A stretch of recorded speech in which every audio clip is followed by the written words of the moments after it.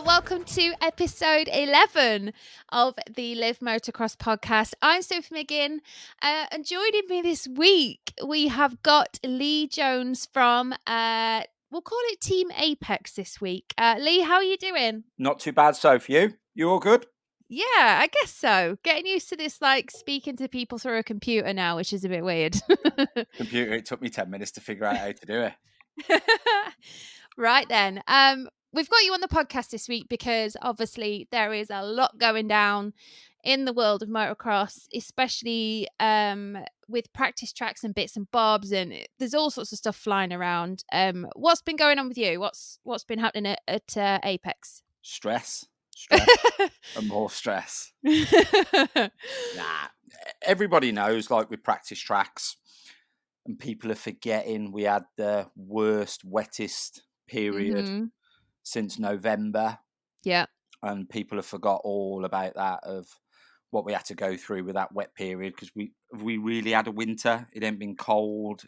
No frost, have we? It was just pure wet season. It was horrible. Yeah. So we had a real tough time from November till maybe the start of March. Yeah. And then all of a sudden we have this new thing that's taking over our lives and changing everything and getting a little bit out of hand and doing it's everything. crazy, isn't it? Oh, it's ridiculous, isn't it? But it is what it is. And up at work, we've had to try and do the best we could with it. And lucky enough, it's worked in our favour. And we've managed to get open to private hires. Well, that's good news. Now, I know we spoke a little bit before the podcast about you've had quite a bit of shit, haven't you, the past couple of weeks on social media and bits and bobs for actually opening. But like Gareth said in the podcast last week, you've been one of the ones that's been doing it properly, as it were. The thing is, what I say, Soph, it's armadillo skin. Nobody likes me up there anyhow, so it's just taking on a bit more, isn't it? Yeah, this is true. Running a practice track, you're never, ever going to keep everybody happy, are you? Yeah. So yeah. You've got to have a bit of armadillo skin, I say, and take it as it comes. Take the good with the good, and you take the bad with the bad. But the hardest thing with it for me was like what we had to put in place. Yeah. Because people that properly know me and quite tight to me know I'm a pretty family man. Yeah. So I weren't going to open up a track just to go and do it. It's like, I've got a family here. I didn't want to bring anything home. Didn't know whether I was doing the right thing. Sat down with my wife. We were on furlough. I could still be on furlough. And it was like, right, are we doing the right thing? And then it's like this little bit of pressure, I'd say, of being closed for so long since November. Felt like I owed the lads something as well. And, pretty proud of how it's all come out and what we put in place and how it's worked for us. And obviously stood on the sort of front line with practice tracks, and everyone thought I was doing the wrong sort of thing. But to see like the bigger practice tracks now all following suit, it's something to be a little bit proud of. So talk us through what sort of things you've had to put in place, because it's not been easy, has it? Nah, not at all. Like every day, guidelines are changing, and guidelines are so grey of like where you think you're going, and like if you think you're going, there's something else. But we had sort of got something like going that, once you're allowed to start moving, we thought we'd sort of have a go. And then like one evening he sort of said, you're allowed to open up a golf course and you're allowed to do this and you're allowed to do that. So we sort of sat down with like risk assessments, method statements, what we did just ourselves. And we sort of said, right, if we go 35 on the premises, including my 5 staff, we could run sort of 15 to 20 riders. They can have a parent and guardian with them, and we'll knock the spectators on the head. Yeah. So then what we did to try and make money out of it, because people got to remember it is a business, so if we ain't just up there for the love of it. Yeah. What we've been doing 2 a day. So we do 9:30 till 1:30 in car park A, and then we do 2 till 6 car park B with the second private hire. Yeah. But the biggest, luckiest thing with contacts that I've made up at the track before we even started it, I sort of asked a close personal friend to have a look at our risk assessments Yeah. and stuff like this. And I passed them over to him to see where he thought on it. And obviously, he works for the local constabulary, Mhm. and he was mega chuffed with what it went and how it sort of put all together. Mhm. So we went with local friends on the first Wednesday of last month, and Yeah. it sort of worked. We just done low numbers of 15, real little bit iffy to start off with, thinking, are we doing the right thing? Yeah. But as day by day, this pandemic's just changing and changing and changing. Mhm. And then obviously going back to like working with the local constabulary, we had a reference number off them because obviously everybody knows where we are. We have a high volume of public people going around the island. Oh gosh, yeah. So people didn't see that as well. So that was another thing we thought, every one of those persons driving around in a car, they've all got an opinion of what we're doing, haven't we? So Yeah. lucky enough, we had a reference number off the police headquarters. Mhm. So they were mega happy with what we were doing, and they even had a couple of 999 calls gone into the service to say we were open. But obviously, because of this reference number, once it went onto the system, we got all the clearance, and we've worked with them ever since. And Yeah. it's been brilliant. Like honestly, I'm really lucky and proud to get that. To be honest, So, just jumping back to that then, a couple of people actually called up to the police to say you were open. yeah, yeah. From That's go, mad. but this is that opinion of what Yeah. everybody's got, and they're sat in a car. We've all been in lockdown, you know, Mhm. and it's just like so much happened, hasn't there, of like what's right, Yeah. what's wrong. And this is where like these people that have their opinions, I just wish sometimes they could pick up the phone and Lee, how are you doing this? How are you doing that? Instead of, Yeah. picking the phone up and going, why are you doing this? Why are you doing that to the police? Mhm. And sort of getting the sport a bad name when everything was, dotted and crossed T's and Yeah. we were all hunky dory. I do think people kind of they do. It's almost. This is going to sound really bad now, but when people have been locked up for ages, and they just want to find anything they can pick on or to cause a bit of drama. It's I just think a lot of this is happening now. This is what we're seeing on Facebook and Instagram and all this sort of stuff of slandering tracks. I mean, a certain one I won't mention, but I did I didn't agree with it at all because I didn't see the behind the scenes of what was going yeah. into place, which is probably It, what some people felt with you as well. mm, Would you say that's kind of the same? it, Because they like can't see it. I honestly, going back to like the slander and the Yeah, yeah.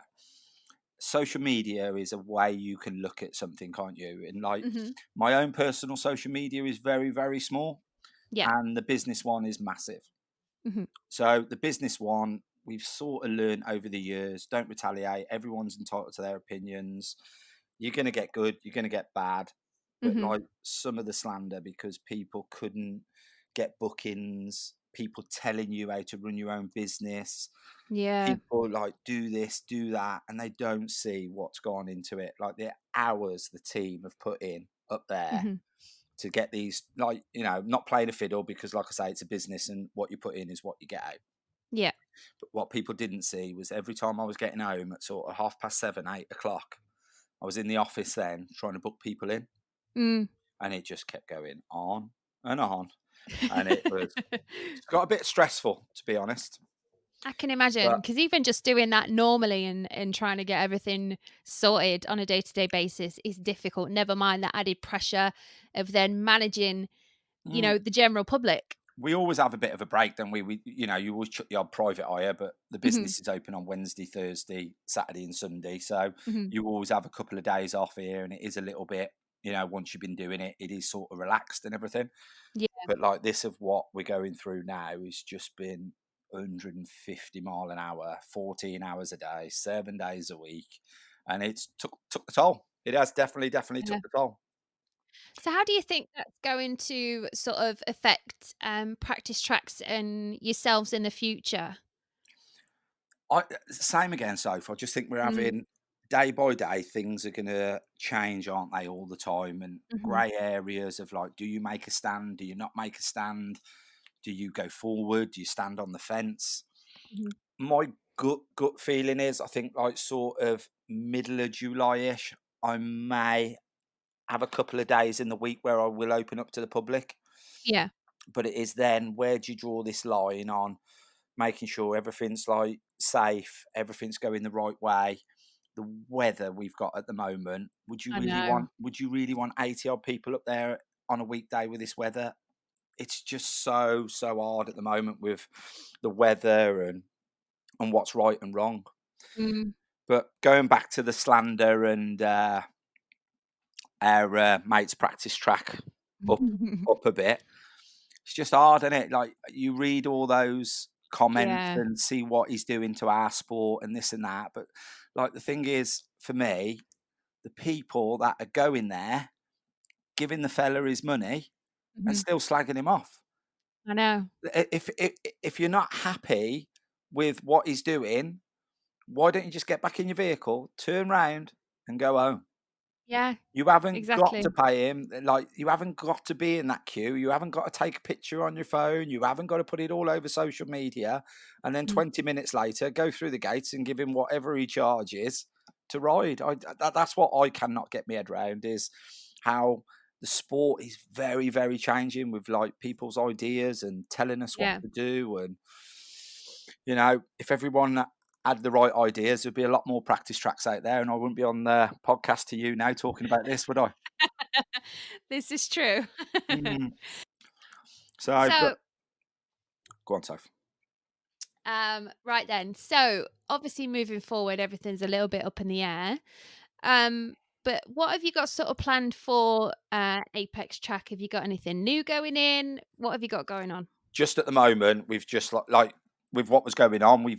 we've changed it a little bit. We've actually tamed all the jumps down because everybody knows, like, we're in a tight area, and Mitch loves the jumps up there, doesn't he? So he always puts big booter lips on them for everybody. And but what we've actually done now is sort of tamed it all down. It was one thing we put in our risk assessment of what was Mhm. going on with the A&E. We just thought, if we sort of tame all the jumps down a little bit and make them a little more, Yeah. enjoyable, friendly, I should say.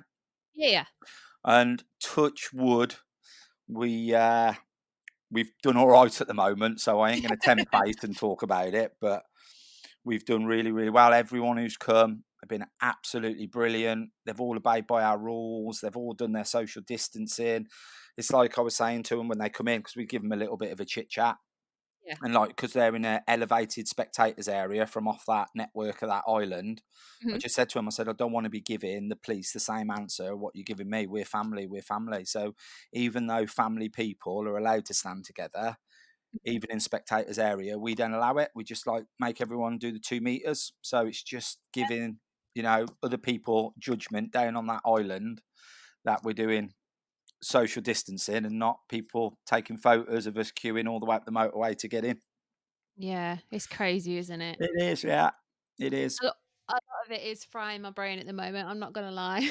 Oh, so the hardest thing is with it, it's like I said, there ain't many people like us up there anyhow for what you do and upset Mhm. people and everything else. But some of the comments was just like, hang on a minute, you don't know me, you don't know what we do, you don't Mhm. know about my business. And I had to make a phone call to the one fella, to be honest, and Mm. sort of say, have I upset you in a previous life? Have I done something to you? And it was quite funny, it was. So, Bet that was yeah. a great conversation. It so I always have to have the last say, I do, that's the trouble I with me, I don't know. know when to shut up. But Oh, it is hard taking, the slander, but, like, for me, with the team I've got up there, it's like I said, I've got a bit of thick skin, so bring it yeah. on. But the people that work for me, it affects them as well, it does, and, like, Yeah, the effort they put in, and people running them down as well. I just not having it. We're yeah, one big team up there, and when I ain't there, I feel safe. And when Mitch ain't there, he knows his machine's looked after with yeah, the way I treat that. But when people are, like, really that bad and won't give you a bit of a break, I take it to heart. I do, because mm. they're giving my staff a bit of grief, and I don't like that, to be honest. Yeah, I But agree with you. everyone's entitled to their opinion, but they've only got to pick up the phone. Telephone number's easy to get hold of Apex Motocross, and they've only got to ask some questions, haven't they? Yeah, exactly. That's how I look at it. Right then, moving forward, racing. Now, how are you feeling about the whole race situation potentially being picked up towards August time now? Gut feeling, I really, really do hope we get something going, Mhm. because when you are sort of involved in the industry and see what, is going on, like I said, we have had the worst, wettest winter ever. Yeah, yeah. And it ain't just practice tracks it's affecting, it's every single bit of the industry in motocross, motorsport, what's about. Yeah, yeah. Everyone's had such a tough, tough time of it. And that was one thing with the practice tracks. I feel like, you started the wheels turning and the industry's starting to like move a little bit and everybody's waiting to see what everybody does. But my gut feeling and hand on heart, I hope we see a little bit of racing towards the end of July. Yeah, me too. But like Um, AMCA championship, don't know. I'm on the fence with that one. yeah, this is gonna be my next question because obviously, you're quite heavily involved with the AMCA. You have been Yeah, for a few years now. I've upset a few there as well in my time. Can't take you anywhere. I'm not.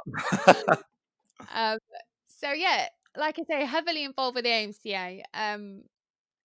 Do you think I haven't seen any many statements or kind of much information come from them To be honest, I recently? have been speaking to a few behind sort of closed doors, and Yeah. to be fair, so I think the AMCA have done a real good thing. They've sort of sat on the fence. They Mhm. have got a plan in place, and once they Yeah. know that plan's in place, they're going to put statements out there, aren't they?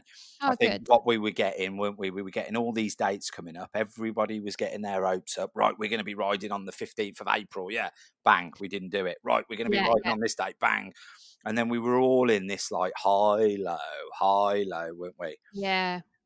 I think And that just builds everyone's frustrations probably as well, doesn't it? I think, like we all know, don't we? This motocross is such a social sporting event, and Mhm. the thing what we're going through at the moment is just then socialising, is it? It's like Yeah. we've got to be do it right. But going back to the racing, my gut feeling is I think we will have some racing, and like going back a little bit, coming away from the championship, which is the one I'm more important in. We've got to get the club meetings going first, haven't we? Yeah, definitely. Because everyone's paid their money for these licenses, and it's Mhm. not the AMCA just then about the championship, is it? It's like these grassroots people who Yeah, it's go to the everyone. club. Yeah. Yeah, exactly. So I think if we can get that going and sort of see how the weather's sort of looking, our seasons are changing, aren't we? So I think we can run on a little bit longer than what we normally did. Yeah. But the lads at the moment, I've sort of said to them, it just depends on if we do get a championship, where do we go with it? Do we run like real small rounds and we don't bother, like as a team, sort of do it and Mhm. then just roll everybody over for 2021 and then we sort of keep all our budgets and stuff like that?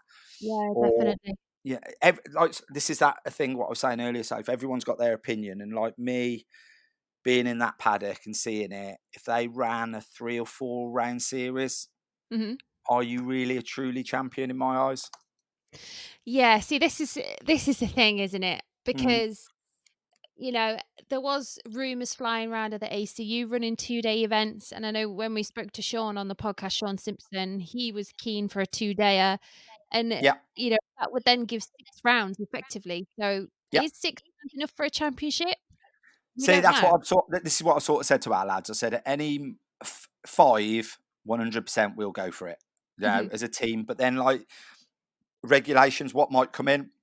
The pretty Yeah. awnings might not even be able to set up, had they? Do you know what I mean? It might just be Yeah. a right. We just don't know where it's going to go. But for me, being involved in it and seeing where things lie with it, if the AMCA can sort of say we're going to do a minimum of 5 rounds, but we're going to try for 6, Mhm. 100% I commit to them boys to get the championship going, like, Yeah, defo. Right because like they've all been excited about it and they've had the biggest then. kick in the nuts ever. Oh god, it's been hard, hasn't it? I think especially over the last few months, it's kinda nice to see on social media that a lot of riders are still sticking to their Mm. training, they're keeping motivated. Yeah, yeah. But like people are forgetting, we all went through this in 2001, didn't we? With Yeah, yeah. the animal thing. I can't remember the Was it foot and mouth, foot wasn't and it? mouth. That's the 2001. Yeah. fella. Yeah, yeah. And because obviously social media weren't as big, Mhm. we still had all these problems of what we were going through and everything else with foot in mouth. But I do honestly think, gut feeling, we'll get a bit of racing underway, sort of towards the end of July. And I think once one person sort of stands on that fence and am I right? Am I wrong? Am I, doing the right thing? And he goes for it. I think there's going to be a few people that'll follow suit. Yeah, I agree. Right then, now you keep mentioning the boys, but talk us through your AMCA team you've got this year. Yeah, that seems like such a long time ago. Of like, I can't keep mentioning stress because I reckon I can't have any more Yeah, stress in my true. body whatsoever. But You need to ban that word. I know I can even remember speaking to you down at Western. And I hadn't even Yeah, got any yeah. riders. I know, yeah. It was real tough time. It was of what was flying around and even myself learning of how people will sort of play what you're giving and then they'll play it against somebody else and then they'll play it against me. And you could just see this little bit of cat and mouse going on. And I was like, "Do you know what? I ain't in it for this. Yeah. It has to be enjoyment for us. Like I said, family, Brandon absolutely loves it. And Mhm. when we were trying to get these sort of different riders, this and that, it just weren't enjoyable. Yeah, yeah. And then last minute when I was like, "Do you know what? Is it time to call it? Is it not?" It all just fell into place. And the lads I've Yeah. got now, oh my God, real good lads, like all of them, all Oh, real good. good lads. So all been pretty busy. We all had a bit of a program of what we were going to try and do. Mhm. And then obviously with this COVID, they all had a kick in the nuts as well and Mhm. put us back. But lucky some of them have still been out riding and just raring to go. But I think we all know that obviously if the AMCA can get a couple of club meetings in, the boys are going to turn up and slowly start get back behind the gate. Is it so? Just having a look, quick nosy on your team pages now. So you've got James Hanscom, Hanscom. yeah, we've had James now since 2015, I think. I was going to Ja- say. James is where it really started, and to be honest, it was quite funny actually the other day because James come up riding Mhm. and seeing James of like 13, 14 on these little small bikes to see him driving in his old man's van last week to come practicing with his girlfriend and his sister. It was quite humbling. It was of to see Aw, bloody hell, where's all this time going of little James driving his van and coming that's practicing it. himself. So, but yeah, Aw. it's been back a fair bit with James, and I'm really pleased that he committed to the AMCA if we ever get it going, and that's going to be his main focus and championship because we all see what he could do at the odd round last year when he Yeah, defo. turned up. So for him to commit to 100% to one championship, I was over the moon with it. Oh, mega. So next up on your list, this guy, bags of natural talent. I mean, it just makes it look easy, I think. Is Damon Yeah, Stridham. Damo. Damo's been Stylish. he can definitely ride a bike. Like, you know, to get a job to go and work with KTM to do all their press releases, Mhm. that ain't no mean task. So Yeah. obviously people knows Damien's so stylish and he got married recently. He's been backwards and forwards to South Africa. He's back over here now, settled down. Mhm. And him and his dad Mike are really looking forward to getting back into the motocross scenes and having a bit of enjoyment, I think, because like they've come over, didn't they, a few years ago, and Yeah. chasing the dream and seeing what it's all about. And at the end of the day, once we're in that AMCA, it's just enjoyment. And Damo Mhm. works like 6 days a week. His dad works his nuts off as well. So I think they're just looking forward to it now of just, motocross of a weekend and work in the week and enjoy it as much as they can. Yeah, defo. So you've got obviously both of them boys in the 125s, Yeah, which I said in I'd a never do again. I know. Yeah. That was what I was gonna say.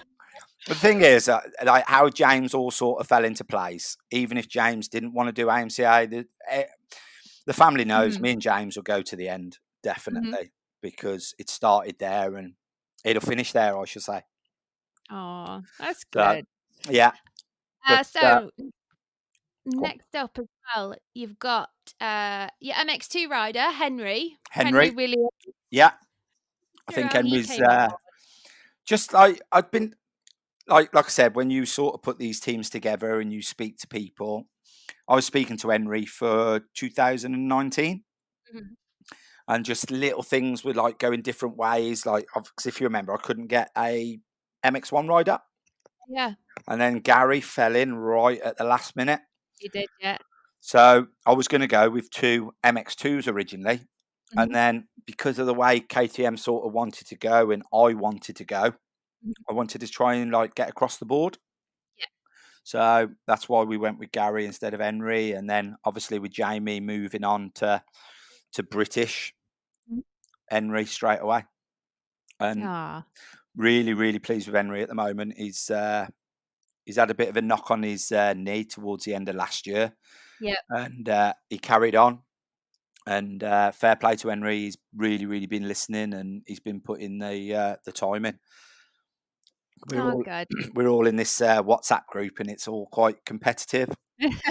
Does Of not all, surprise. oh, it's quite funny. It is, and like they're all trying to get the old man to try and do all these times and this and that. They started wearing me out a few months ago. They did. Oh, blimey neck. So yeah, Right looking then. forward with Henry. Now, this is something that you said to me that you were never gonna do. Never say never. You've got a British Championship MX1 rider on the team, haven't you? Yeah, Corey Hockey. Corey. Yeah, So, has Corey gone up from AMCA now? What's happening? Corey's come to AMCA. Like Corey's Oh, done. come to Yeah, AMCA. he done the EMX 250. Yeah, two stroke. Didn't he? Done a couple of GPs. Corey has as Yeah, well. Like yeah. Corey's been around a long, long time, Mhm, and just sort of speaking to him and see where he wanted to go with it, and mhm, didn't even have to ask really. Richard and mhm, Corey were just 100%. Soon as I sort of said, Lee, don't care if it's a sticker, don't care if it's a Bridgestone tire or whatever, we're mhm. there. And it sort of ended like that. I didn't have to put a proposal together, and they were just so keen to give it a go, I think.